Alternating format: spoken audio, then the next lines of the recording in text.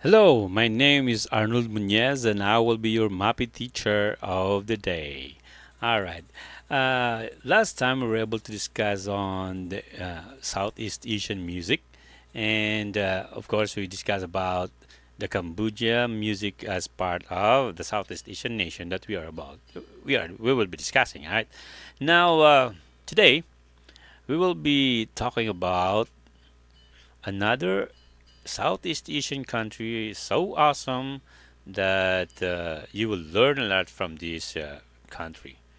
All right, the Indonesia. Yon, yon. So, are you ready for our journey to Indonesian music? But before that, of course, we will talk about a little bit of their history. Okay, a glimpse of their history. So ano nga bang history ng Indonesia?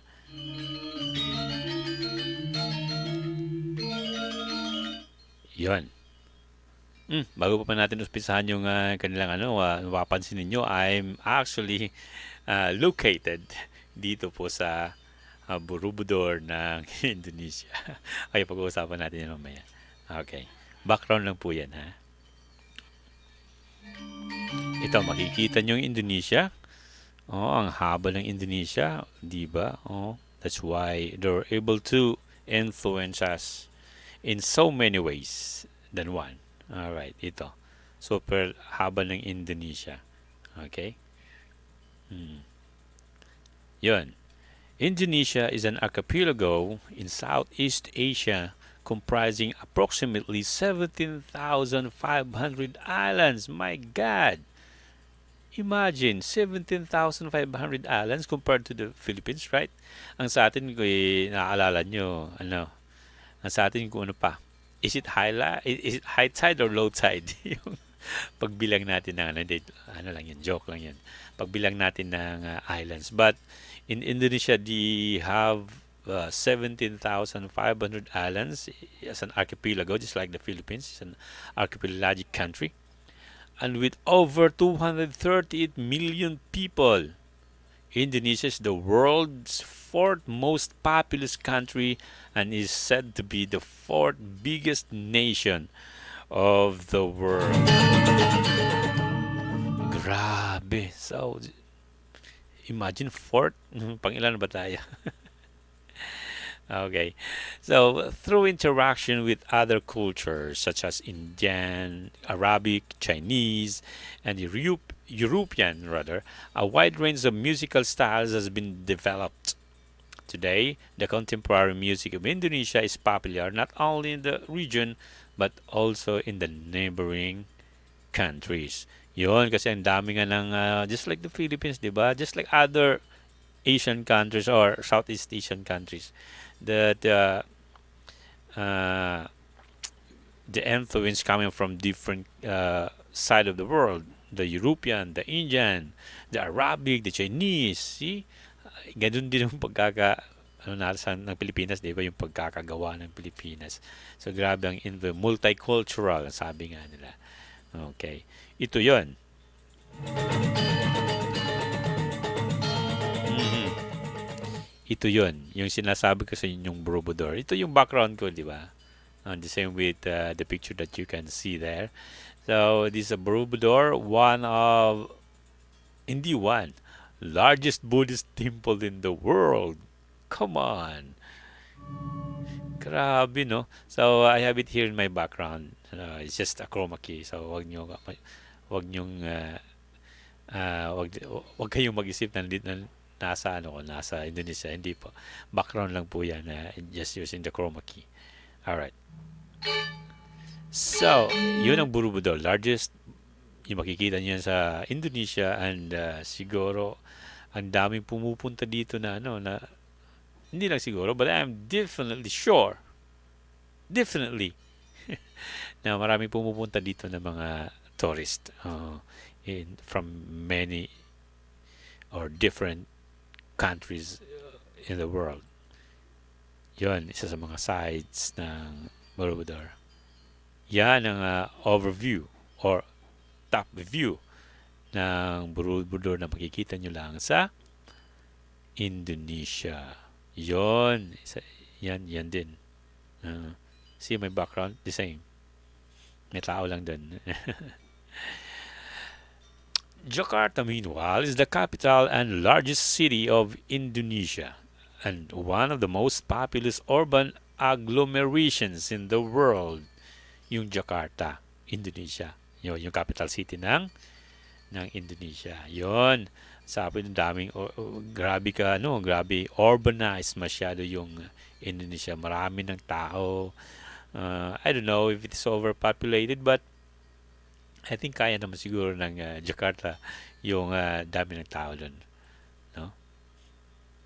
Ito, isa sa mga metropolitans. Ito yung Jakarta actually na kung saan it's a metropolis. Super laki na. Oh, super tawag nito. Contemporary, super yun. Look, wow, the beauty of it. See? I wish I could be there. Di ba, class? Sana lahat tayo makapunta dyan. That is Jakarta, Indonesia at night. Alright, super ganda ng mga lights. Ito pa. Very new na. Very contemporary. Ayun. There are two basic kinds of Indonesian music scale. Pag sinabi natin scale class, we're talking about the do, re, mi, fa, sol, la, ti, do of the Western country of the Western influence, or we're using it actually right now. The do, re, mi, fa, sol, la, ti, do in a very simple term. Yun ang scale. And in Indonesia, they are using slendro and the pelok. So what do you mean by slendro? It has 5 equidistant tones in an octave. So what does it mean? Ibig sabihin nun, 5 tones lang po yung slendro na equals yung distance. Di ba? Equal lang. Hindi, walang semitones, meaning walang in between. So, it's like, kasi pag ginamit natin yung diatonic ng Western countries, Western influence, or Western music, ang diatonic, it comprises do, re, mi, fa, sol, la, ti, do, and do, re, mi, fa, mi to fa, or mi to fa is actually a half tone, a semitone. So, hindi po ganyan yung slendro. Ang slendro is, actually, we can attribute this one to the pentatonic of Chinese because isa sa mga influences ng Indonesian music is the Chinese, right? Is China, and they have pentatonic and they are really, really good at it when it comes to pentatonic music. And of course, Indonesia is also using that. And of course, they call it slendro. While pelok naman class is a heptatonic, meaning 7-tone scale with semitone. Ito na sinasabi natin kasi meron din tayo sa di ba? Meron din tayong ganito sa Western music. I'm sorry with that. We call it diatonic. May mga semitones. Okay? From do, re, mi, fa, sol, la, ti, do. Yun ang pelok. So, they are using pentatonic and now pentatonic and diatonic but different name. The slendro for the pentatonic and pelok for the diatonic. It has hepta. It has 7 tones. 7-tone scale. Then both vocal and instrumental music in Indonesia use slendro and pelok scales. That's why they're so intricate. The intricacy of their music is so awesome because they're using both slendro and pelok all together, or pentatonic, or slendro lang, or pelok lang. Polyphonic stratification kind of melody is a result of hackett and interlocking of what do you call this one? Music of options. Yun. Kaya the intricacy is so much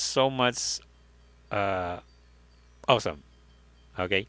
So interlocking is a common technique used in gong ensemble. Interlocking of ideas, interlocking of musical playing, mga ganun. Kaya super ganda po yung Indonesian music because of this.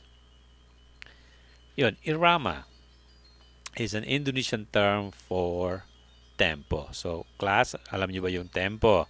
Siguro pinag-aralan niya yan nung lower years pa kayo. Now, tempo, as a review, of course, tempo is the fastness and the slowness of music, meaning yung yung yung pagbilis at paghina ng takbo ng music. Yun ang tempo. At tinatawag nila yan sa Indonesia, they call it irama. Oh, tempo. Alright, very good. So, proceed to tayo, ha? Yun, nakalimutang lagyan ng N. It's supposed to be gamelan. Ito yung mga instruments used in a gamelan music or a gamelan orchestra. So, makikita nyo na halos lahat ng instruments are made of metal, metallophones. Yan, maiintindihan nyo a little bit later pag i-explain ko na sa inyo. The gamelan or gamelan orchestra is the most popular form of music in Indonesia. There are many types of gamelan, but the most famous are Javanese and Balinese gamelan. So, ang dami nun. Ang dami ng kanilang gamelan orchestra or music. But the most popular lang ay yung Javanese at ang Balinese gamelan. It contains a variety of instruments such as metallophones, xylophones, kindangan gongs, bamboo flutes, bowed or bowed, and struck string instruments. Okay. Pag sinabi natin bowed, yung mga violinists, an example of bowed instrument. And yung plucked, yung plucked instruments are, yung guitars are plucked instrument. You have to pluck it using siguro a plucking instrument, di ba? Excuse me. Yun. And proceed tayo. Ito, yung pagkakaiba ng Javanese gamelan music at ang Balinese gamelan music. So, ang Javanese gamelan music is used for court music. Medyo formal to. Kasi nga korte, di ba? Medyo formal. And of course, it is considered to be as a percussion-dominated kind of music. So, lahat percussion. Siguro, masasabi natin na walang bowed instrument, walang masyadong pluck instrument, walang masyadong aerophones or blow air instrument. Something like that. An aerophone, okay. Just like flute, di ba? And of course, style of playing gives solemn character. Very solemn po yung pagkaka-play ng Javanese music. And it is a contrast if compared to Balinese gamelan music. Kasi ang Balinese gamelan music, one of the characteristics is used for sacred music. So, yung Javanese is for formal, ang Balinese is for sacred music, yung mga religious rites or religious ceremonies. Okay? While in Javanese, of course, if we talk about court music, we are talking about siguro mga political gatherings. Basta it talks about mga formal kind of gatherings.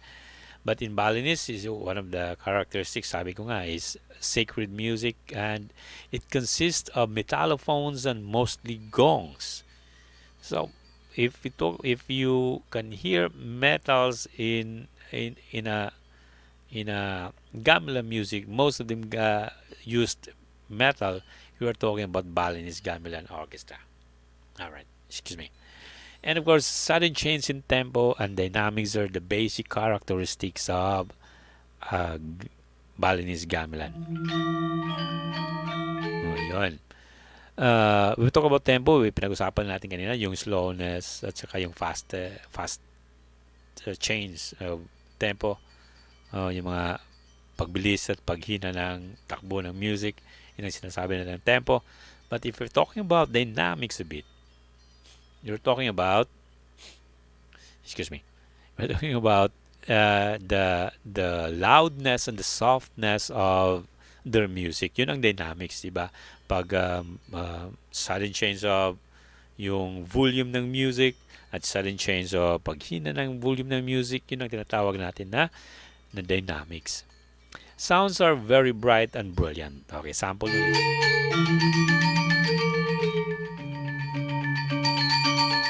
So very bright and very brilliant because of the metal sounding instrument. So, expected po yan. Pag metal yung metallophones ginagamit ninyo na instrument, talagang very, tawag ito, very bright. Tumataginting talaga. Yung sound ng mga metal, diba? So, it's brilliant. At the same time, it's so bright na sounding instruments. Used for fast and rattling sounds of cymbals makes distinctive characters. So, ito na. Yung balance kasi very aggressive din yan. Minsan may aggressive yung dating ng music, pabilis, mahina, biglang mag-change ng dynamics. But in Javanese gamelan music, no. It should be very solemn, very slow, solemn. Yun. So, yun ang pagkakaiba ng Javanese and Balinese gamelan music. I hope you understand. Alright. Vocal music is used as ornamentation of the gamelan. It is as important as gamelan itself. So, ano bang ibig sabihin nito? So, vocal music is just to ornament, meaning para pagandahin pang mas lalo yung gamelan music. But, in as much as nagpapaganda lang ito, just like ito rin ay para bang ganun pa rin. Importante pa rin yung vocal music sa gamelan music. So, gamelan orchestra is as important nga, sabi nga. It is as important as the gamelan itself, yung vocal music. Now, we have two types of nawala na yun ako. Tingnan natin. Yan. Balik ka. Nakakaya. Alright. Medyo we're talking about the focus of my camera. Yan. Magic, di ba? Kasi powerful na rin ako. Okay, joke lang po yun, class, ha? Yun, may dalawang uri ng vocal music ng Indonesia. Ito ang Pesidin and ang Gerong. So, ang Pesidin is a famous soloist singer who sings with a gamelan. Isa lang po ito, soloist nga lang, di ba, yung babae. Where, compared to a Gerong, it's total opposite naman. Kasi ito naman is, Gerong refers to the unison male chorus that sings with the gamelan. So, when we say unison, meaning doon walang harmony. Lahat ng lalaki na kumakanta, which is called Gerong, kumakanta ng isang melody line lang, melodic progression, melody line. Just like when we are singing our pambansang awit. Pag kinakanta natin ang pambansang awit sa sa ating flag ceremony or any event, we're not singing in harmony. We're actually singing in unison. Kasi lahat tayo pareho ng tono. Lahat pareho ng walang bass, walang tenor, walang mga ganun. Walang tawag nito. Yung ibang parts ng voice. So we call it unison. Yun ang gerong. Yun ang pagkanta ng mga lalaki doon sa vocal music using gamelan. So dalawang ori po yun, yung Pesidin and ang gerong. Alright, proceed po tayo. Now, karawitan is a term for every kind of gamelan music in Java. Kasi yung sa Java, yung pinasikat lang na gamelan doon is Javanese, di ba? But marami pa ring types and kinds of gamelan music in Java. And all of them are called karawitan. Ayan. So, gamelan orchestras are used to accompany dances, songs, and wayang kulit. Di ba? So, siguro pag-uusapan natin yung wayang kulit doon sa arts na subject, no? Yung topic natin na arts, yung wayang kulit, yun ang shadow puppet, di ba? And gamelan orchestra are believed to possess supernatural powers. Yun. Kaya naman pala, they're so sacred. They really respect their music. Excuse me. Alright, proceed po tayo.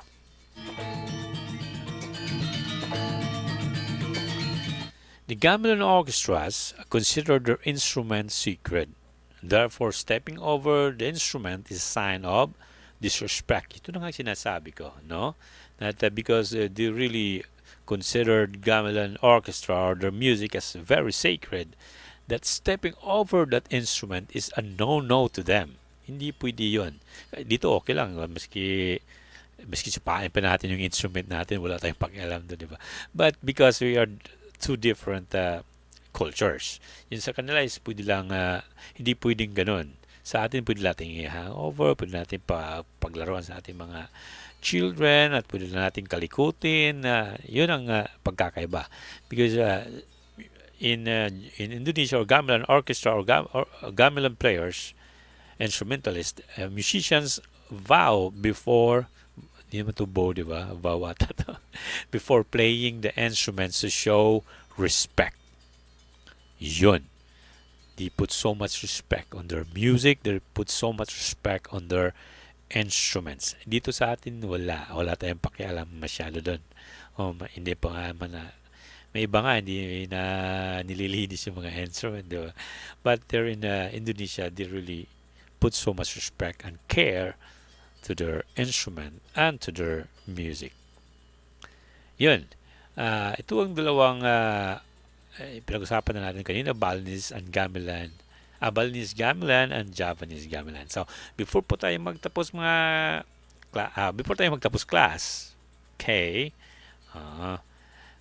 panoorin muna natin yung how the gamelan is played and how they actually roll with it. Alright. So, tingnan natin.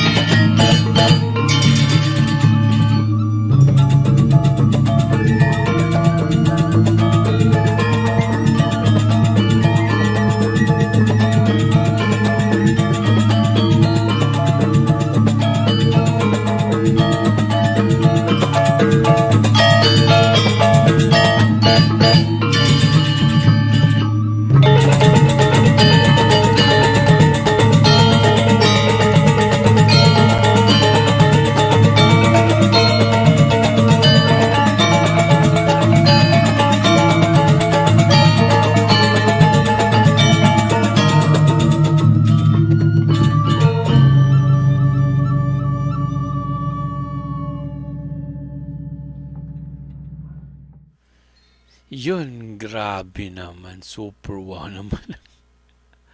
Wow!